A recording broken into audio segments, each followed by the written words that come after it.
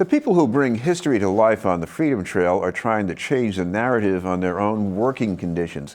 We usually see them as guides in period costumes, but they're also employees of the Freedom Trail Foundation, negotiating as the Bellringers Guild for changes in work rules and compensation. To tell us about these efforts are two members of the Guild, Lizzie and Tim Hoover. Thank you both for being with us. Thank you. Hi. I want to start with each of you and with Tim. Tell me who you usually portray and what goes into what you do on the Freedom Trail. I portray Josiah Quincy Jr., who worked in a law firm with John Adams. They were the co-defendants of the soldiers involved in the Boston Massacre trial, despite being very much aligned with the other side politically at the time, but they want to make sure that everybody got a fair shake and a fair trial.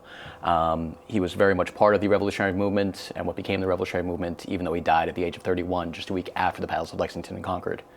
So it means you told me an interesting story, but you have to get this across to people. You have to engage them. Yes. And you have to answer questions. So, I mean, how do you get ready for that? A lot of research. The first time I gave a tour, I had done about 5 weeks of research, followed a number of other tour guides, got some base of the flow of the tours from the other tour guides, as well as did quite a lot of research. And in the 10 years that I've been doing the tours, I've been doing more research. They've had university professors and historians speak to us, and anytime I travel anywhere to various historic sites, I always try to gather more and read more to get more complex and varied and nuanced stories. Lizzie, you usually get channel Mercy Otis Warren, rather. Yeah. Tell me about her and how you had to get ready for doing this. Yeah, so she was a patriotic playwright and historian. She's actually considered the first person to write a history of the American Revolution, so she was a pretty unique woman for her time. That was pretty unusual things to be doing. So that's the person that I portray, and to kind of get into her sort of spirit, I read some of the things that she wrote, which is really helpful. She's one of the people who left her own sort of written documents or something I can refer to. And, fortunately, people have taken notice of her and written some biographies of her. So I've read those.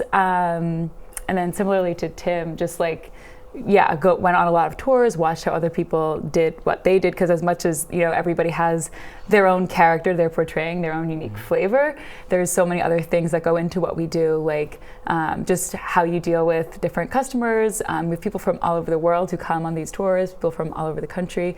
So how you navigate language barriers, even things like that. And then just how you navigate the literal streets of Boston, which can be somewhat challenging and potentially dangerous, but we try to avoid that. Now, we don't want to insult these visitors from abroad. No. What's the most difficult thing with dealing with people? It's difficult meeting the expectations of both people who are coming from a foreign country who've never heard of Paul Revere before.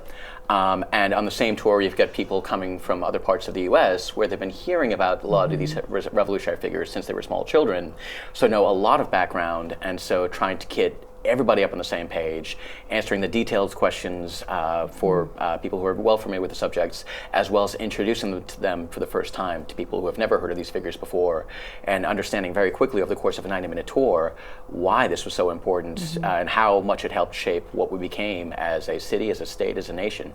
Lizzie, of course, you're also doing this on really cold days, you're doing it on really hot days, and you have to make yourself heard with a lot of traffic noise. So how do you contend with that?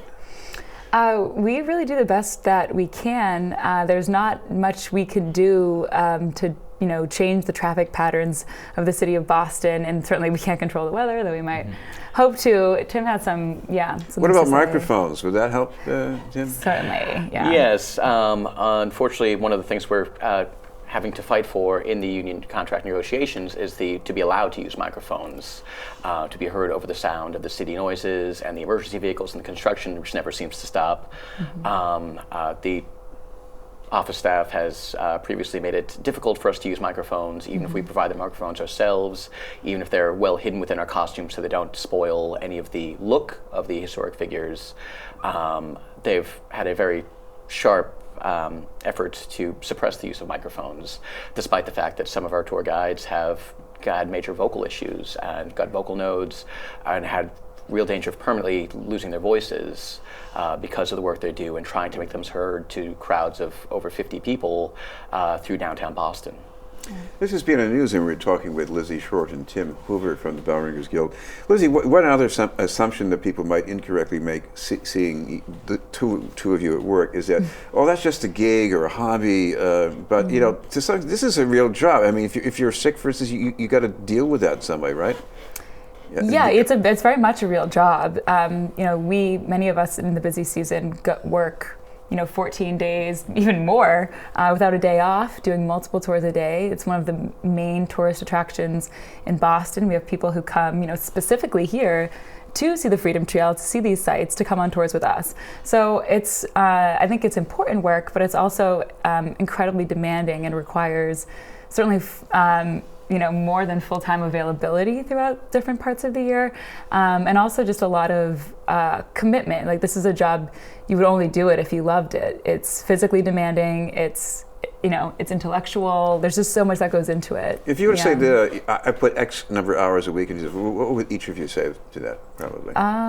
It varies greatly, but based on the season. But for each tour that we do, there's about 3.5 hours put in between the prep time, just for the initial day of prep time, getting into costume, the ticket selling period, doing the tours, only usually 90 minutes for the public tours, though some of our private tours can be as long as 3 hours or more. Then plus care and maintenance of the costumes and paperwork afterwards. So it's about 3.5 hour commitment for each tour that we do. And listen, maybe you can explain it, because I want to make sure I understand that if they sell a lot of discount tickets and you get a lot of people, I guess that's bad for you, right? It is. So these tickets are called reward tickets because they offer their tickets at a discounted price, which is really helpful for families and things like that. Unfortunately, the way that it works currently is that for us, we get half pay per each ticket. So it's not really a reward for us. It's we're doing the exact same amount of work, but we're getting paid half of what we would normally make. So I know for some people, they've done a calculation, and over 3 or 4 months, you could lose hundreds of dollars as a result of that. Tim, what about the sick days? I know I read that the foundation says they don't actually force the Bellringers to find a replacement for themselves when they're sick, but I don't know. What has been your experience? Do you know anything about that? It's been quite a problem for us being expected to find a replacement for ourselves if we call in sick, and it's been a huge problem for times when it's a busy season where a lot of people may already be scheduled for tours for the same day, and so there might not be that many guides available. Also, shifting ways in the tours have been distributed in recent years requires a lot of us to have to get other jobs. For me, this had been my primary and nearly only job for a while, and basically a full-time job, but then had to find other work to fill in the gaps where, for no apparent reason, my hours were cut back despite the huge amount of growth in number of tours and size of the crowds.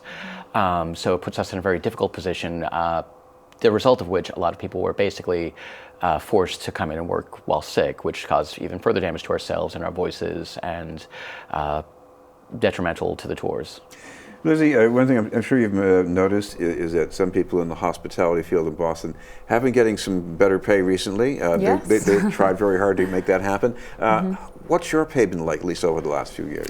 Well, we have a sort of a base rate that we get paid per tour, and so at a certain level, certain tickets count more as you move, as they increase. That's hard to explain, but basically our base rate pay has not increased in 12 years, which, as I'm sure you live in the Boston area, you're aware the prices. A lot of things have gotten more expensive lately. Yeah, a lot of things have gone up, but our pay has not in 12 years, and that, like Tim was saying, that's meant, even though some of us have seen our hours cut back, but even if you were working the same hours, certainly being paid $45 a tour 12 years ago, that's, in terms of real wages, that's a lot more than that is today, and so it's just not really sustainable for people. Right. And this has been the news. We're talking with Lizzie Short and Tim Hoover from the Bellringers Guild. Coming back to Tim, what about the effect of what you do on the rest of the city as far as engaging tourists. I mean, I'm certainly struck by the mobs that gather around some of these presentations. Yes, the crowd size has been hugely growing over the past 10 years that I've been working for the Freedom Trail Foundation. Where it used to be rare for people to have a crowd size over 20, now it's a regular thing to have crowd sizes of well over 100. So we've had to instill policies of splitting tours among multiple guides to try to control it as best we can. But even then, we get surprised sometimes by larger crowds on days that we didn't expect to be so big. But for a lot of people coming into the city, this is the first thing that they do. They come to us as guides, not through just the Freedom Trail itself, but for all of Boston. They ask what else is worth seeing, what restaurants would we recommend going to. For a lot of times, we may be the first person who is a local that they've actually gotten a chance to talk to in downtown Boston, and to get a very real understanding of the city and its history and what it's like both day to day as well as its past. Lizzie, period costumes can be awfully hot in the summer. In the winter, though, I'm thinking, you're standing still. You're not walking and moving around all the time. What's that like in a really cold day? It's not great. I mean, I've certainly learned to wear, fleece-lined leggings underneath my costume, get hand warmers. But there really is a limit to what you can do. Tim, weren't you out working yesterday? I was out working yesterday. It was 19 degrees when the tour started, when the tour selling period started, and with the wind chill brought it down to 4 degrees. So I was wearing over 7 layers of clothing, and when the wind picked up, it felt like I wasn't wearing that much at all. All right, well, thank you both very much, Tim Hoover and Lizzie Short. Thanks. From the Bellringers Guild. In a moment, a reunion for success stories in leadership made possible with help from Freedom House in Roxbury. But first, his message.